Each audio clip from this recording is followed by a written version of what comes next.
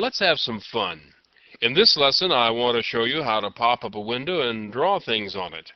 In an earlier lesson, we painted some words on the screen, but this time we're going to draw some pictures. These are going to be simple squares and rectangles, but we'll be able to cover the fundamentals for drawing stuff.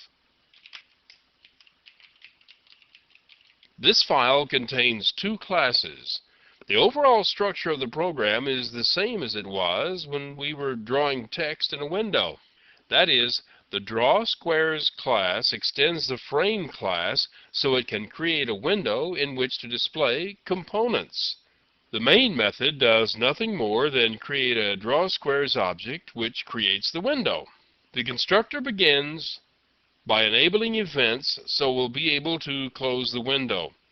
Then a squares object is constructed and added to the window.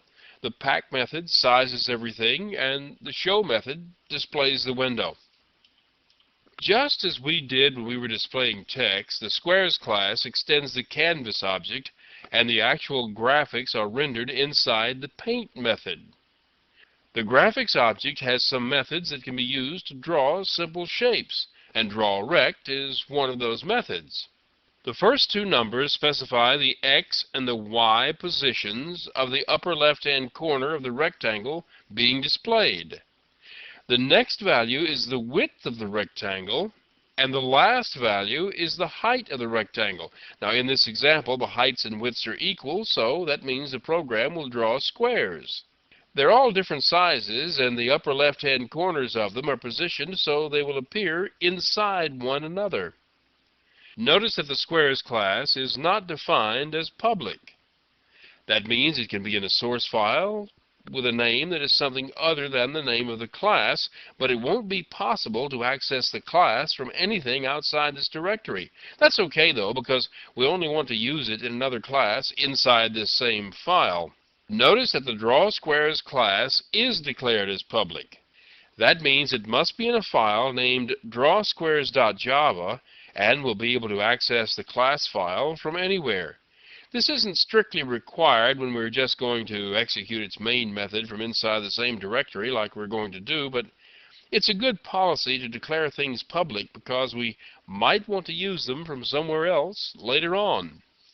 Also notice, the import statements for both classes can all be put at the top of the source file. That's because it's only the compiler that needs them, and it reads the source file and memorizes them when you compile the program. Then they're thrown away because they're not needed anymore. Anyway, all that's left to do is compile the program and run it.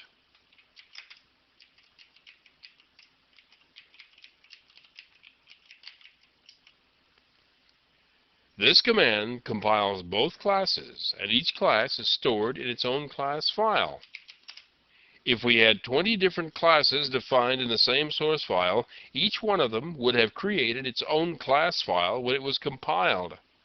The names of the class files are important because that's how Java locates the classes that your program needs when it runs.